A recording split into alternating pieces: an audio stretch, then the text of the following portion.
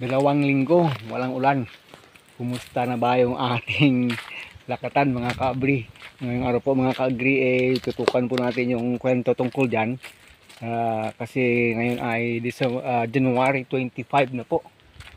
2025, maybe after 1 week po itong ma-upload. Yung kalagayan po dito sa atin, 2 linggo na talagang walang ulan na nakapagbinyag talaga, nakapagdilig talaga sa ating lakatan. Ano na magiging sitwasyon ng ating lakatan pagkatapos po nito mga kagri? Sige po, pag-usapan po natin yan. Pero bago po natin pag-usapan yan, kung bago ka pa lang sa channel ko, paki-like naman po, comment, share, and subscribe. At huwag kalimutang i-hit ang ating button bell para ma-notify po kayo sa ating mga bagong upload.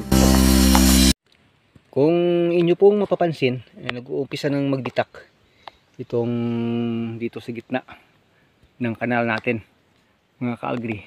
Maliit pa naman, pero kung titingnan po natin yung lupa sa ilalim, mayroon pa po siyang moisture, siguro na sa mga 30 to 40% na lang.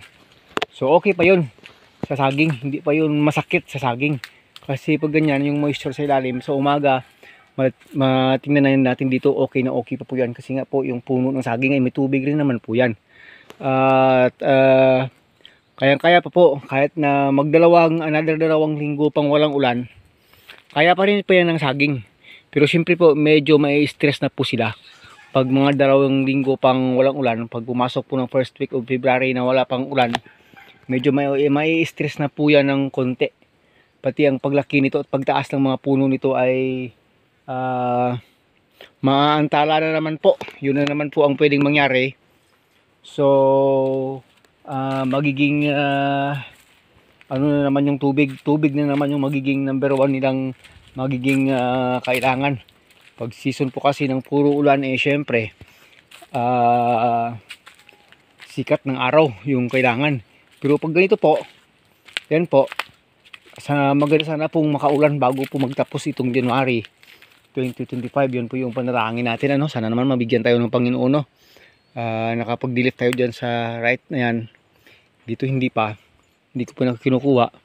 Pag ganito po kasi yung magiging situation ay kukontrolin na lang po natin muna yung pagkuha ng old leaves niya, kasi pag talagang puspusan kuha ng old leaves, sayang po, kasi may tubig po yan dyan sa mga stalk niya, sa mga sanga niya, stem niya. So mas okay kung gradual lang para po ma-contain pa yung tubig sa loob ng ating saging. So yun po ay magiging isang problema na pag umabot pa ng 1 buwan mula ngayon wala pang ulan, kasi magbibigay na po talaga ng stress sa saging yun po. Pero gayon pa man, dito na area nito sa second area ay okay lang, kasi hindi pa naman po sila productive stage. Pero dito po sa ating 7 months old, yun po yung may problema. Maantala po yung paglabas ng bunga, at hindi po natin i-expect na talagang gaganda at malulusog, malalaki yung bunga pag ganun po, pag kulang na naman sa tubig, kasi yan talaga yung need nila. Yung paglabas ng bunga ay talagang balance masyado yung sikat ng araw at ang tubig. Pero dito sa ating next generation dito, ito ay papasok pa lang ng 4 months. Syempre hindi masyadong needful yun, wala pang magiging epekto sa magiging bunga niya. Pero dito sa 7 months old, yan po yung pwedeng magiging effect pag hindi na po umulan mula ngayon. Sana naman mangyari yung sinasabi ng Pag-asa na first quarter po natin ay may La Nina, kasi pag may La Nina po, pwedeng kahit paano makapag-ulan man lang, kahit once a month man lang na nakadilig talaga, kahit once a month lang po na nakadilig po talaga, yung talagang may sisip-siping enough na tubig yung saging, kahit once a month, okay na po yun sa saging. Yung problema po kasi dito, wala tayong makapagkukunang malaking tawag doon, reservoir ng tubig dyan sa kanal na maliit na yan dyan. May tubig pa naman konti, pero napaka-konti na lang po, kasi rain fed po itong area. Salamat tayo, may moisture pa sa ilalim, kasi dati itong taniman ng palay. Pero sa ngayon, ito na yung magiging direct effect niya po. Nag-uumpisa na mag dry spell rin. Hindi pa naman sana, panalangin po talaga natin makapagbigay pa po ng ulan bago magtapos po yung buwan ng January. Libot po tayo doon sa taas. Kasi po dito, kahit sa daanan ko dito, yun po, nag-uumpisa ng magbitak-bitak ito. Ibig sabihin, yun po, kulang na yung magiging moisture sa taas. Sa ilalim meron pa, pero sa taas, kulang na po.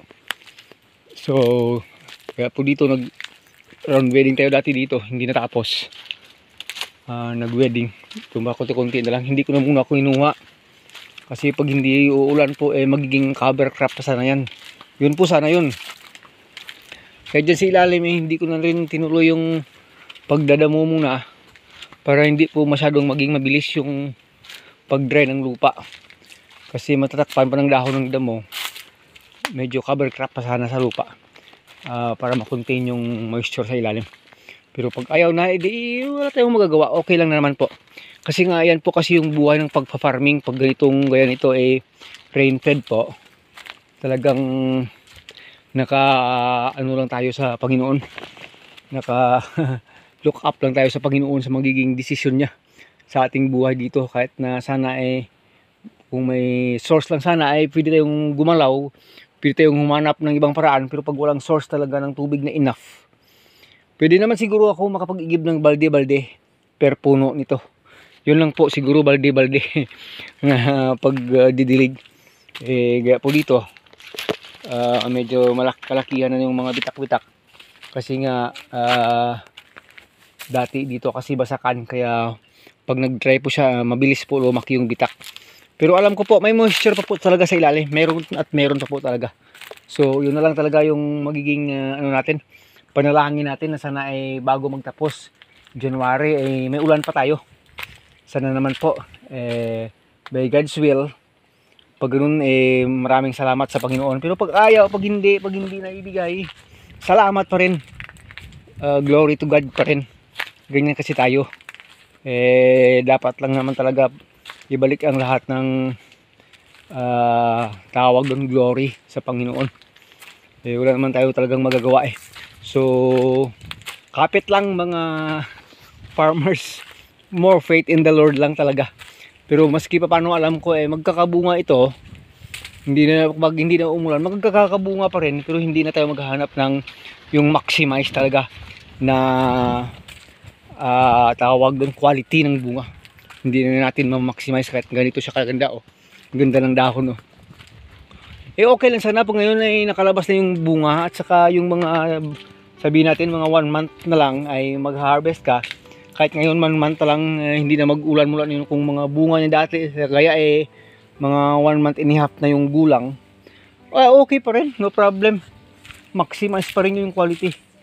Pero hindi pa kasi nakapagbunga, hindi pa nakalabas yung bunga, ganito ng sitwasyon. So kung may enough sa ng tubig, mayroon kang water pump, yun sana ang magiging disposition dito. Pero dahil wala at ganito lang, well, asa na talaga tayo sa Panginoon. May pag-asa talaga. Yun po. May pag-asa po talaga. Wag lang mawalan. Libot tayo dito sa ilalim. Ayan. Dito yung second area. Uubusin ko sana na yung damo dito. Sabi ko wag na muna para magiging cover crop. Yan po Pero yung inaano ko naman yung mga damo nagkakabunga na. Kapag nagkakabunga na yung damo, marami na namang seeds. Yun. Next na maulan na ng medyo malakas-lakas at yung bunga niya naging mature na. Nako, maraming damo na naman yung tutubo, dami na naman. Dito mga saluyot, pinapabayaan na lang Saluyot din dami dito.